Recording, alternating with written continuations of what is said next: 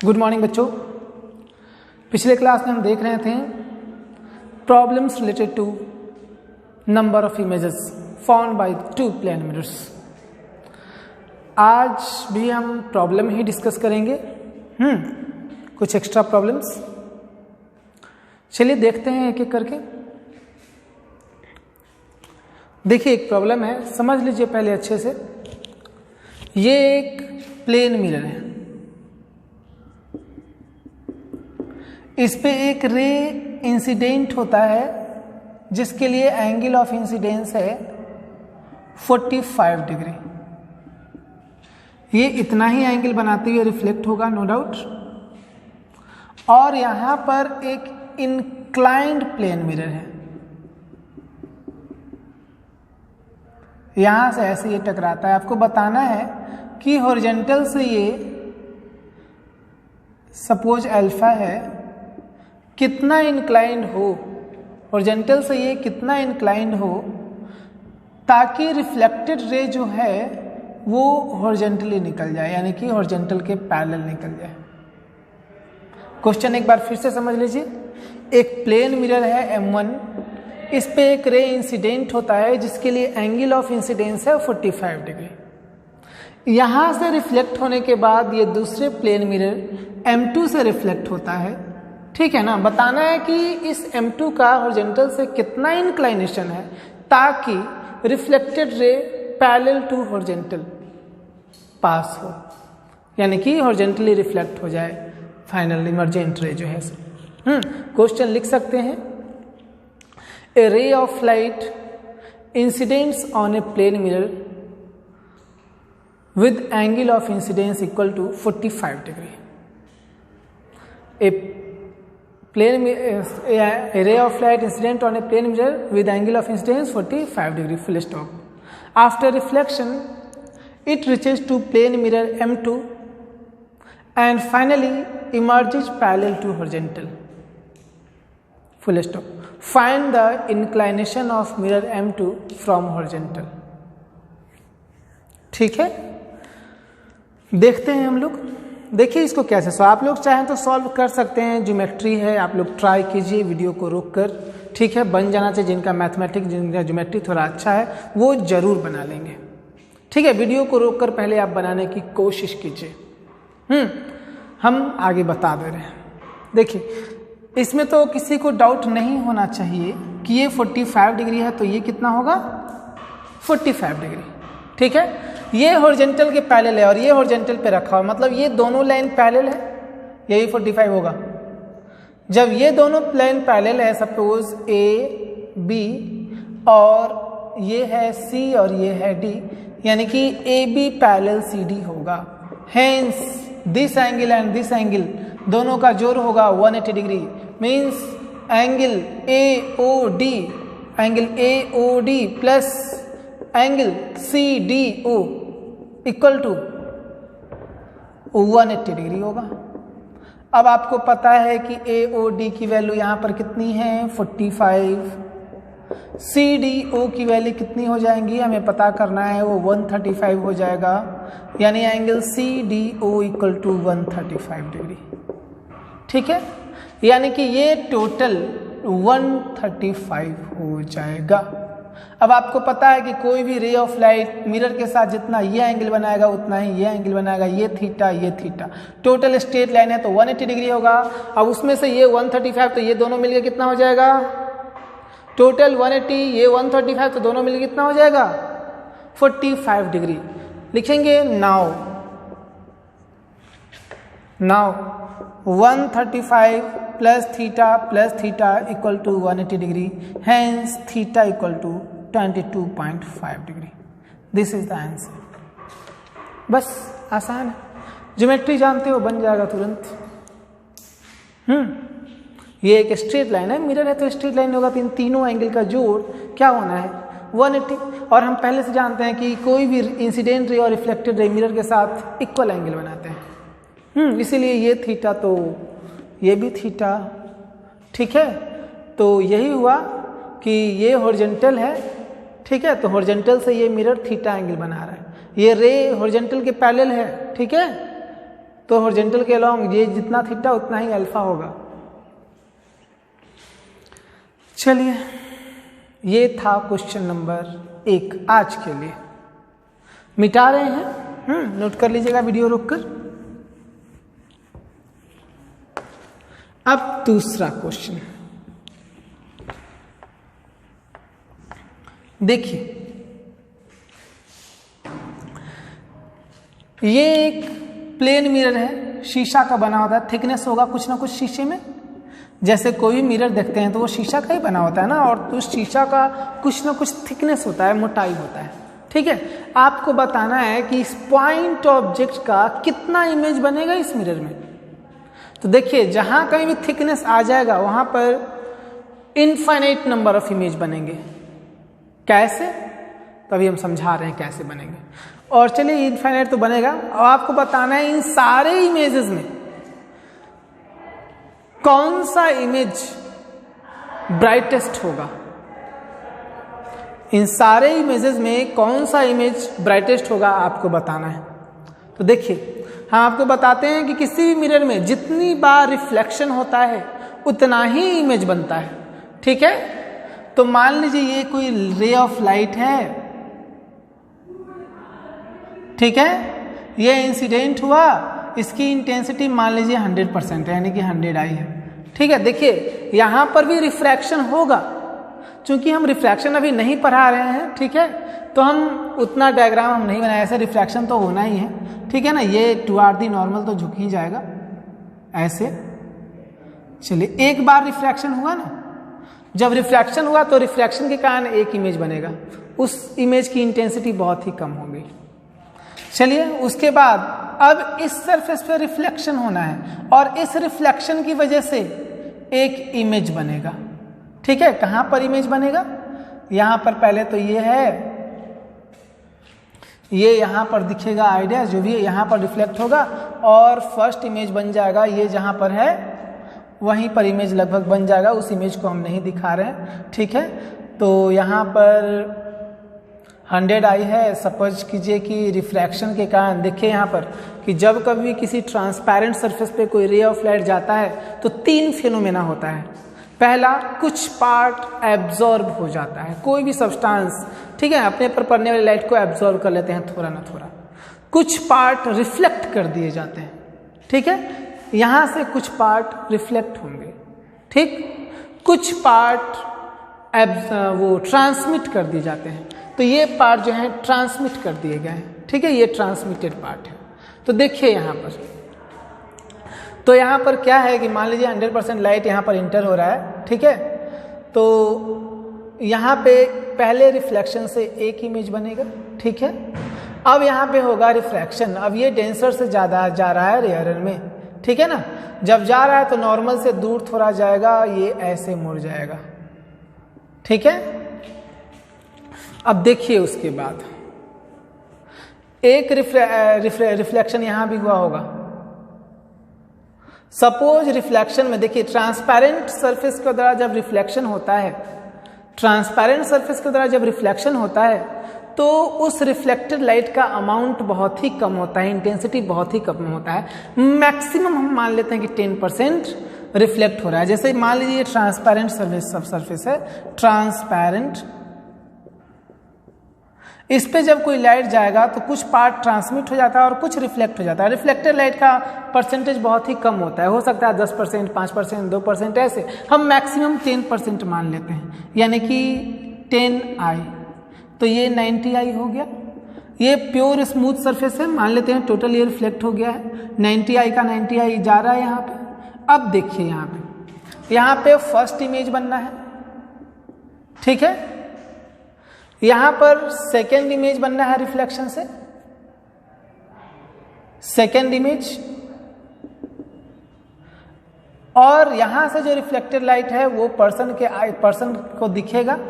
अब देखिए यहां पर क्या होना है कि ये लाइट जब यहां पर आएंगी बाहर, ठीक है, ये लाइट जब बाहर आएंगी, पर्सन यहाँ देखने के लिए एकदम तैयार है, तो उसको जो इमेज की इंटेंसिटी दिखाई देगी वो 90% होगी ओरिजिनल का। जितना ब्राइट ऑब्जेक्ट होगा उसका 90% ब्राइटनेस इस ऑब्जर्वर को दिखेगा। यानी हम कह सकते हैं कि सेकेंड इमेज जो है, सेकेंड इमेज ही दिख रहा है यहाँ पे, दिखाई देने वाला इमेज सेकेंड इमेज है, सेकेंड इमेज जो है वो ब्राइटेस्ट होगा। ठीक है, नो डाउट यहाँ पर भी रिफ्लेक्शन होगा, रिफ्लेक्ट होके इधर जाएगा ये। ठीक है, आपको पता है कि बहुत ही स्मॉल अमाउंट रिफ्लेक्ट होता है। 90% का 10% कितना हो जाएगा? 9i। फिर ये 9i का 9i क्या हो जाएगा? रिफ्लेक्ट हो जाएगा और पर्सन यहाँ पर दिखेगा। ये हो जाएगा थर्ड इमेज। ठीक है, और थर्ड इमेज की इंटेंसिटी बहुत ही कम होगी। यहाँ पर 9i का क्या होगा? 10% यानी कि 0.9i, और यहाँ पे हो जाएगा 8.1i। तो इसके बाद अब सक्सेसिवली इंटेंसिटी घटते चला जाएगा, यानी सबसे ज़्यादा इंटेंसिटी जो होगा वो सेकेंड इमेज का होगा। हम फिर से आपको समझा दे रहे हैं, ध्यान दीजिए। क्वेश्चन ये था कि इस पॉइंट ऑब्जेक्ट का कौन सा इमेज ब्राइटेस्ट होगा। तो देखिए यहाँ पर ये एक रे ऑफ लाइट विद 100% इंटेंसिटी यहाँ पर आता है, कुछ अमाउंट ऑफ लाइट रिफ्लेक्ट हो जाता है, वेरी फ्यू। यहाँ रिफ्लेक्शन से फर्स्ट इमेज बना।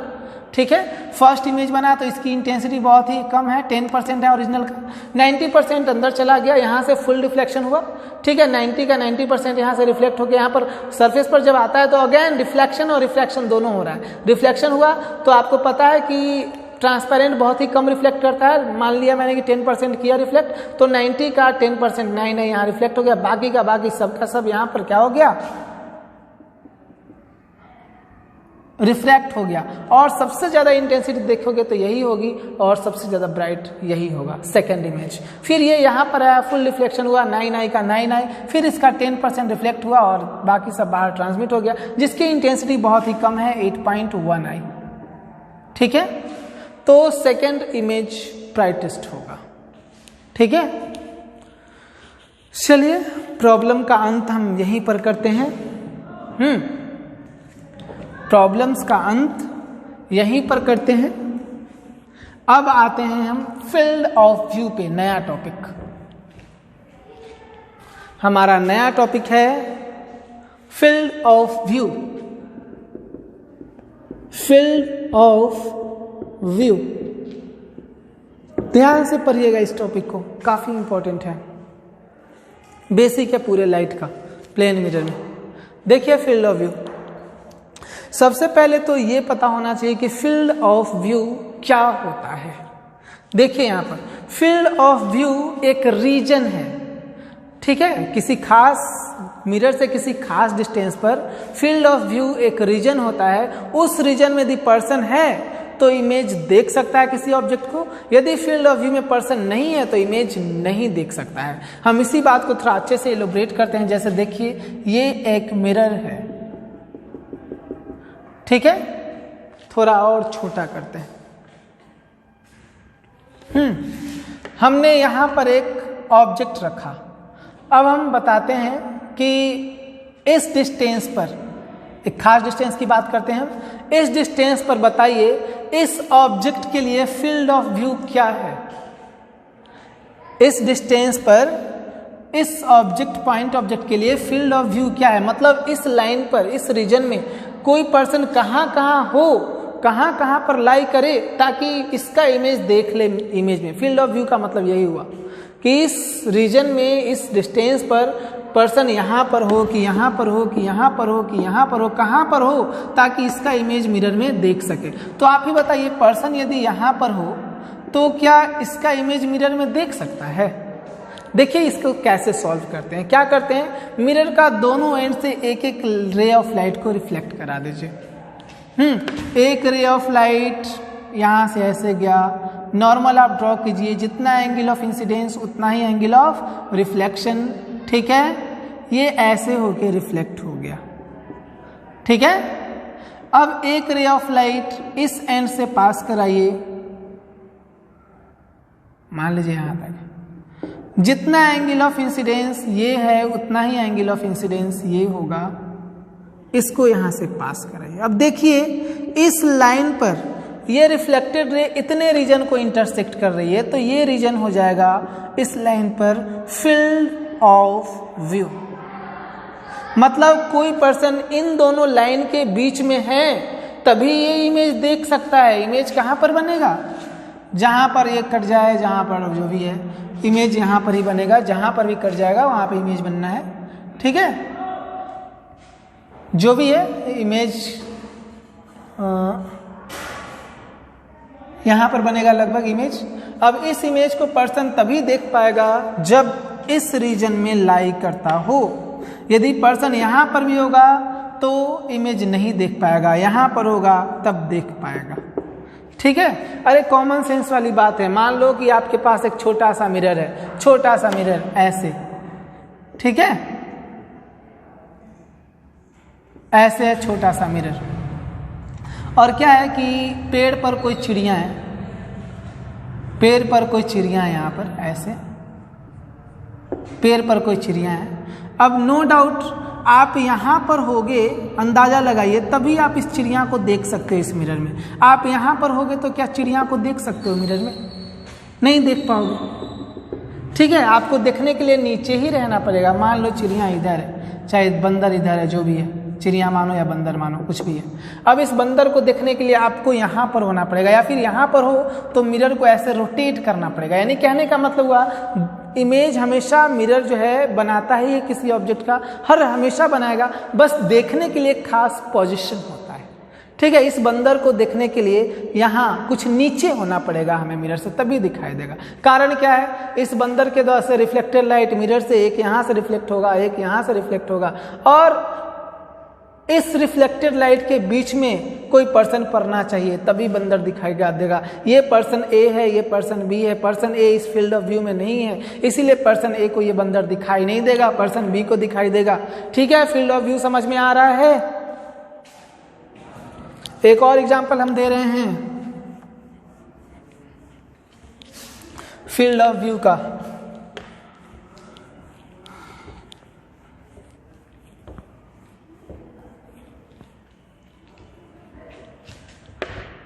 ये एक प्लेन मिरर है, ठीक है। कोई ऑब्जेक्ट यहां पर है, ठीक है। आपको बताना है क्या कोई पर्सन जो कि यहां पर है इस ऑब्जेक्ट का इमेज इस मिरर में देख पाएगा? इमेज यहां पर बन जाएगा। तो सिंपल वही है, फील्ड ऑफ व्यू पहले ड्रॉ कीजिए, ठीक है। पर्सन यहां पर है तो लाइन यहां पर ड्रॉ करना है। देखना है आपको क्या मिरर से टकराकर, दोनों एंड से टकराकर ऐसा है कि मिरर से टकराकर कोई भी रे इस पर्सन की आंखों तक पहुंच जाए। कोई भी एक रे यदि पहुंच सकता है इसकी आंखों तक, पर्सन की आंखों तक, तो इमेज दिखेगा, अन्यथा नहीं दिखेगा। फील्ड ऑफ व्यू इतना हुआ, field of view. Field of view यानी कि पर्सन यहां पर रहेगा तब भी नहीं दिखेगा, यहां पर रहेगा तब भी नहीं, यहां पर रहेगा तब भी नहीं। फील्ड ऑफ व्यू वाला रीजन इतना ही है, ठीक है। यानी पर्सन जब यहां पर रहेगा ऐसे तो देख सकता है इमेज, यही है फील्ड ऑफ व्यू। यानी मिरर से किसी खास डिस्टेंस पर फील्ड ऑफ व्यू एक रीजन होता है, ठीक है, जहां पर यदि पर्सन लाई कर रहा हो तो पॉइंट ऑब्जेक्ट का इमेज देख सकता है, अन्यथा नहीं देख सकता है, ठीक है। चलिए अब इस पर एक क्वेश्चन लगाते हैं। देखिए इसमें डिफिनीशन इतना ही है, बाकी सब का सब ज्योमेट्री है। ज्योमेट्री अच्छा है, बन जाएगा क्वेश्चन। क्वेश्चन देखिए,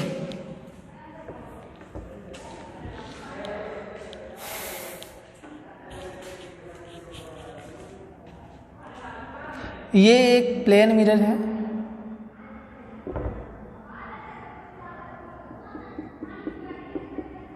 ठीक है।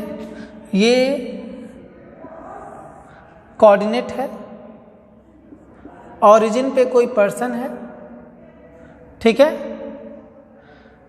इसका यहां से यहां हाइट 2 मीटर है, इसका यहां से यहां 4 मीटर है, ठीक है। यहां से यहां 1 मीटर है, ठीक है। क्या होता है कि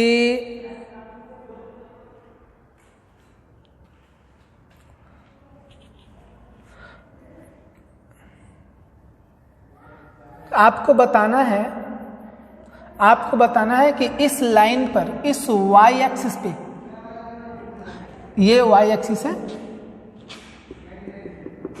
ये x एक्सिस है, कितने रीजन को, कितने हाइट तक पर्सन जो है कितने हाइट तक के ऑब्जेक्ट को देख सकता है, ऑब्जेक्ट का इमेज इस मिरर में देख सकता है। इस y एक्सिस पर के कितने हाइट तक का रीजन इस मिरर में दे सकता है। लिखिए question, in the figure shown find the distance along y axis for which the person can see.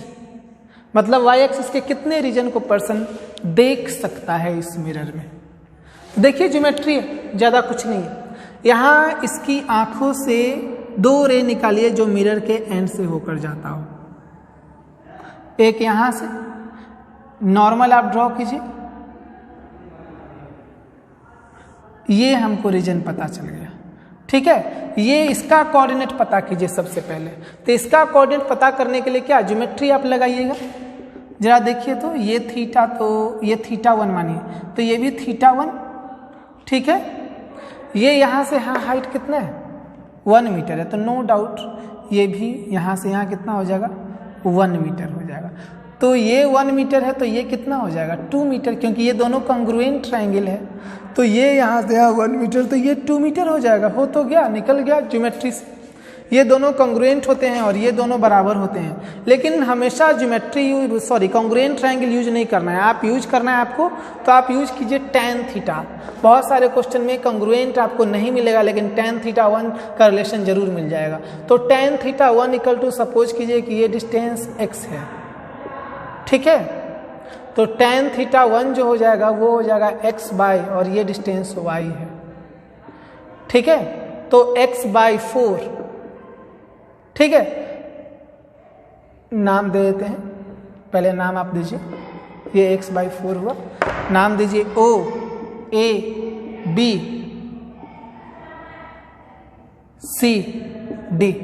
तो लिखेंगे in triangle OAD tan θ1 equal to x by 4। In triangle, इसको नाम फर्स्ट दीजिए, इन ट्रायंगल CDA या CAD tan θ1 equal to y by 4 from first and second x by 4 equal to y by 4, यानी x equal to y, और x यहाँ पर कितना है, 1 मीटर है। Hence y equal to 1 metre हो जाएगा। तो ये 1, ये भी 1, तो यहाँ ओरिजिन से कितना हो गया, 2 मीटर हो गया। देखिए ये ज्योमेट्री से भी बन सकता था। ये डिस्टेंस बराबर है, x यहाँ पर 1 है, तो y भी 1 होगा, यानी यहाँ से यहाँ 2 हो जाएगा, ठीक है। चलिए अब उसके बाद एक रे को एंड बी से पास कराइए, एक रे को एंड बी से पास कराइए,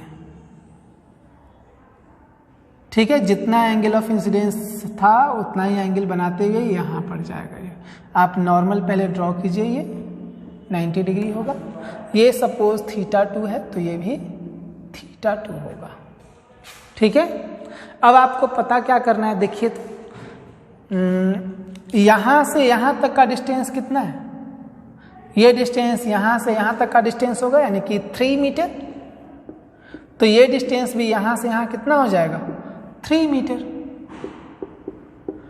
जब ये यहाँ से यहाँ 3 है, यहाँ से यहाँ 3 है, तो ये हो जाएगा 6 मीटर। यानी हम कह सकते हैं 2 मीटर और 6 मीटर के बीच का जो रीजन है वही फील्ड ऑफ व्यू होगा इस पर्सन के लिए। यानी कि इतने रीजन में जो ऑब्जेक्ट भी लाई करेगा सबका इमेज देखा जा सकता है, ठीक है। हम इस क्वेश्चन को एक बार फिर से रिपीट कर दे रहे हैं। ये एक मिरर है, सॉल्यूशन फिर से रिपीट कर दे रहे हैं। ज़्यादा कुछ नहीं करना है। ये यहाँ से यहाँ 1 मीटर था, ये यहाँ से यहाँ 2 मीटर था, ये यहाँ से यहाँ 4 मीटर था। फील्ड ऑफ व्यू ड्रॉ करना था हमको। तो यहाँ से एक रे निकालें, ये ऐसे रिफ्लेक्ट हुआ, ठीक है। नॉर्मल ड्रॉ किए, ये 1 मीटर होगा, तो ये दोनों कॉन्ग्रुएंट होते हैं, इसीलिए 1 मीटर होगा। आप सिमिलर tan थीटा यूज करके बनाइएगा, ठीक है। सिमिलरली एक रे आप यहाँ से पास कराइए, ठीक है, ये ऐसे जाएगा। नॉर्मल ड्रॉ कीजिए आप, ये डिस्टेंस इक्वल टू ये डिस्टेंस होता है, ये टोटल यहाँ से यहाँ 3 मीटर है, तो यहाँ से यहाँ भी 3 मीटर होगा, तो ये टोटल यहाँ 6 मीटर हो गया, ये 6 मीटर पे आ गया। यानी कि 2 मीटर और 4 मीटर के बीच जो रीजन लाई कर रहा है वही फील्ड ऑफ व्यू हुआ, ठीक है। यानी कि फील्ड ऑफ व्यू का मतलब इतना ही कि इस रीजन में लाई करने वाला हर एक ऑब्जेक्ट ये इस पर्सन को दिखाई दे सकता है।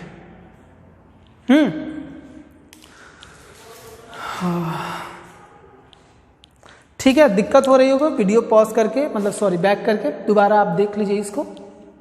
ज्योमेट्री लगाया है मैंने, बस छोटा सा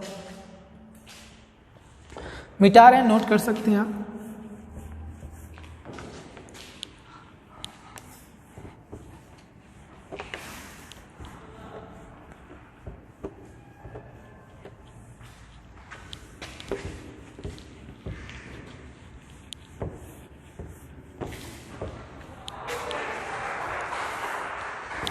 चलिए अब फील्ड ऑफ व्यू पे एक क्वेश्चन देखिए क्या है सर। ये है एक प्लेन मिरर,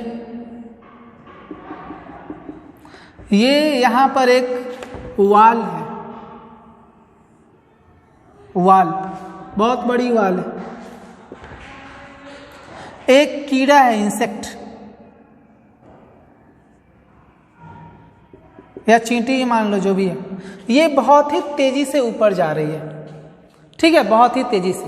यहां से यहां का डिस्टेंस 2L है, सॉरी 2D है, और एक पर्सन है जो ठीक बीच में है इन दोनों के, मतलब यहां से यहां D डिस्टेंस पर है। मैंने उसको I से दिखाया। आपको बताना है ये यहां से यहां मिरर का हाइट जो है वो 3 मीटर है। और ये एक्स एक्सिस है, मिरर से हाइट इसका 4 मीटर है। आपको बताना है जब ये चींटी चल रही होगी तो कितने से कितने रीजन में पर्सन जो इस चींटी को चलते हुए देख सकता है मिरर में। मिरर में इस पे कितने से कितने रीजन में चींटी को देख सकता है, फील्ड ऑफ व्यू बताना है इस वॉल पे, ठीक है। तो देखिए क्या करना है आपको, क्या करना है, पहले इस पर्सन के लिए फील्ड ऑफ व्यू ड्रॉ कीजिए। पर्सन से एक रे ऐसे निकालिए, जितना एंगल ऑफ इंसिडेंस ये हुआ उतना एंगल बनाते हुए रिफ्लेक्ट कराइए, ठीक है, ऐसे ऐसे। एक रे आप यहां से निकालिए, जितना एंगल ऑफ इंसिडेंस इधर था उतना ही एंगल ऑफ इंसिडेंस इधर बनाते हुए, ये जितना एंगल वही उतना एंगल, ठीक है। ये डी डिस्टेंस ऑफ पर्सन कहीं भी हो सकता है। हाँ, तो हमने ड्रॉ कर दिया है रे डायग्राम के अकॉर्डिंग, इतना रीजन जो है देख सकता है पर्सन, यानी कि इस रीजन में जब चींटी आएगी यहां से यहां वाले रीजन में, तब ये पर्सन जो है इस चींटी को आसानी से देख सकता है, ठीक है। फील्ड ऑफ व्यू तो देख लीजिए। हम अब मैथमेटिकली इसको कैलकुलेट करते हैं। ये एंट है, मैथमेटिकली कैलकुलेट करते हैं। देखिए मान लीजिए कि ये θ1 है, ये θ2 है, ये सॉरी ये भी θ1 हो जाएगा, ये θ2 है, ये θ, ठीक है। ये O है, ये A है, ये B है, ये C है और ये D है, ये परपेंडिकुलर L है और यहां से भी एक परपेंडिकुलर ड्रॉ कीजिए, ये M है, ठीक है। चलिए देखते हैं।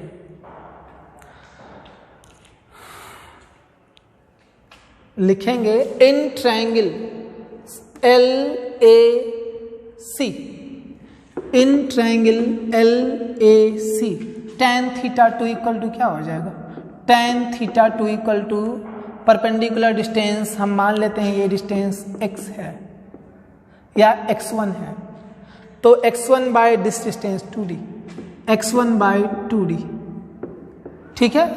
उसके बाद लिखेंगे इन ट्रायंगल, ये θ2 है तो ये भी θ2 होगा, अल्टरनेट एंगल ठीक है, ये θ1 होगा तो ये θ1 होगा। इन ट्रायंगल LMN मानते हैं इसको, in triangle AON, in triangle AON देखिए तो tan θ2 क्या होगा, AON में tan θ2, दिस डिस्टेंस सपोज ये H1 है तो H1 tan θ2 equal to H1 by D, ये इक्वेशन 2 है। ठीक है, तो लिखेंगे फ्रॉम फर्स्ट एंड सेकेंड क्या मिलेगा, x1 by 2D equal to H1 by D, D से D कैंसिल तो x1 क्या हो गया 2H1 हो गया, ये इक्वेशन A मान लीजिए, हो गया ना। यानी कि ये जो रीजन होगा x1 इस हाइट के मिरर के इस पार्ट के दोगुने के बराबर होगा। सिमिलरली ये हाइट मान लीजिए यहां से यहां, यहां से यहां x2 है, ये हाइट जो होगा इस हाइट के, सपोज यहां से यहां h2 है, x2 जो होगा h2 का दोगुना आएगा, ऐसे ही देख लीजिए। लिखिए in triangle DBM, DBM, DBM में लिखेंगे tan θ1 equal to x2 by 2D। ठीक है,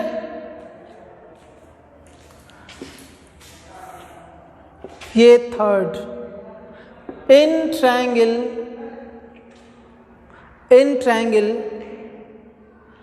BON tan θ1 equal to H2 by D, ये fourth. From third and fourth लिखेंगे x2 by 2D equal to H2 by D, यानी x2 जो हो गया 2H2 हो गया। हमने कहा था कि ये डिस्टेंस जो आएगा x2 वो H2 का दोगुना आएगा। ठीक है, और ये जो हाइट है नो डाउट ये H1 प्लस H2 के बराबर आएगा, 3 मीटर होगा ना। यानी टोटल हाइट जो होगा, length of field of view जो होगा x1 plus x2 plus 3 metre होगा। हेंस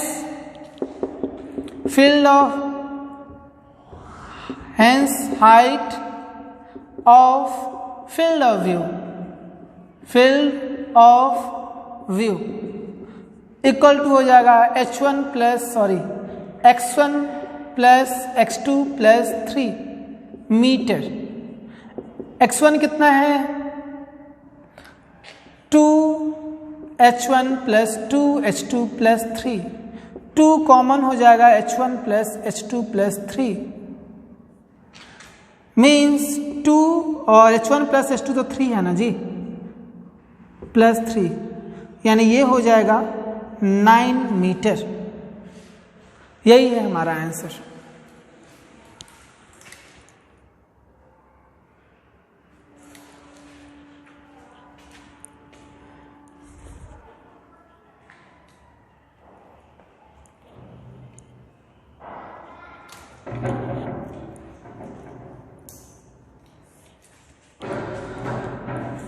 नाइन मीटर, इतना रीजन यहां से यहां तक CD जो है फील्ड ऑफ व्यू, इसी का हाइट पता करना था। है एकदम सिंपल ज्योमेट्री है और कुछ नहीं। ठीक है, यहां पर सबसे पहले मैंने 2 रे ड्रॉ किए थे, एक बार फिर से देख लीजिए शॉर्टकट में एकदम, कि ये स्क्रीन था, ये मिरर था, ये पर्सन था। मैंने पर्सन के आंखों से 2 रे लिए हैं ऐसे, ये मैंने ड्रॉ कर लिया डायग्राम CD AB, ये रीजन फील्ड ऑफ व्यू था, हमें इसी का लेंथ निकालना था। तो यहाँ पे नॉर्मल ड्रॉ किए, ये θ2 माना तो ये भी θ2, अल्टरनेट एंगल से ये भी θ2। एक बार θ2 के लिए ये ट्रायंगल लेते हैं और एक बार ये ट्रायंगल लेते हैं। ठीक है, ये मैंने L नाम दिया था, in triangle CLA tan theta two equal to लिखा मैंने x1/2d। उसी प्रकार अब इस ट्रायंगल में लेंगे tan theta two equal to क्या हो जाएगा, h/d डिस्टेंस हो जाएगा, h/d। अब दोनों को कंपेयर करके रिलेशन मैंने निकाल दिया कि x1 जो है 2h1 है, दोनों कंपेयर किया मैंने, निकल गया x1 इक्वल टू 2h1। उसके बाद आप लिख सकते हैं सिमिलरली करके, जैसा रिलेशन हमें इसमें और इसमें मिला है वैसा ही रिलेशन इसमें और इसमें मिलेगा। तो यहां भी हो जाएगा x2 इक्वल टू 2h2 जो आया है यहां पर, और ये हाइट कितना है 3 मीटर है, ये हो जाएगा 2h2, ये हो जाएगा 2h1 और ये 3 मीटर है। Means total height 2h1 plus 3 metre plus 2h2 सबको आप ऐड कीजिएगा, सॉल्व करने पर इतना आ जाएगा 9 मीटर। तो ये था क्वेश्चन फील्ड ऑफ व्यू का, ठीक है।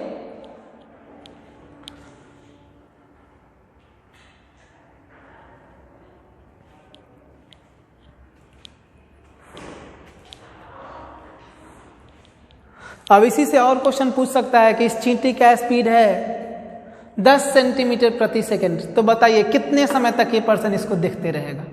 ऐसा क्वेश्चन मिल सकता है, ठीक है। उसका मैकेनिक्स कैसे भी अप्लाई कर देगा, बोल देगा कि एक्सेलरेट हो रहा है, चींटी दौड़ते हुए जा रही है, ठीक है, एक्सेलरेशन 1 मीटर पर सेकंड स्क्वायर, बताइए कितने समय तक देखते रहेगा। ऐसा बहुत सारा क्वेश्चन पूछा जा सकता है, ठीक है। ये था फील्ड ऑफ व्यू।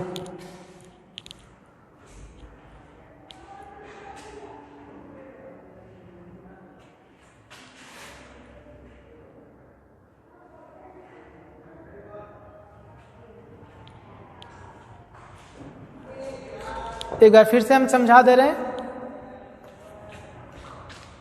ये स्क्रीन है, ये मिरर है, पर्सन इन दोनों के बीच में है। एक रे आपको इस एंड से निकालना है, एक रे इस एंड से निकालना है। ये जो रीजन हुआ ये फील्ड ऑफ व्यू है, ठीक है। सपोज CD, ये है AB, ये यहाँ पर θ2 मानिए तो ये भी θ2 बाई अल्टरनेट एंगल, ये भी θ2। एक बार इसके लिए लिखिए tan theta equal to x1 by ये distance 2d।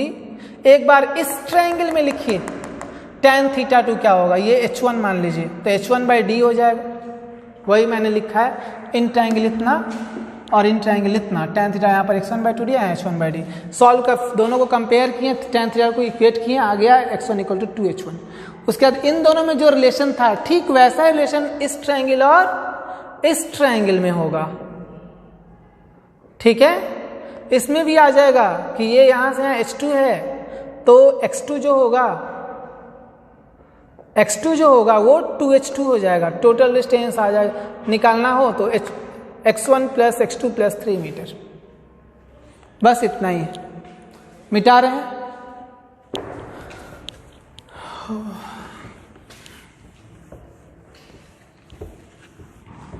Field of view,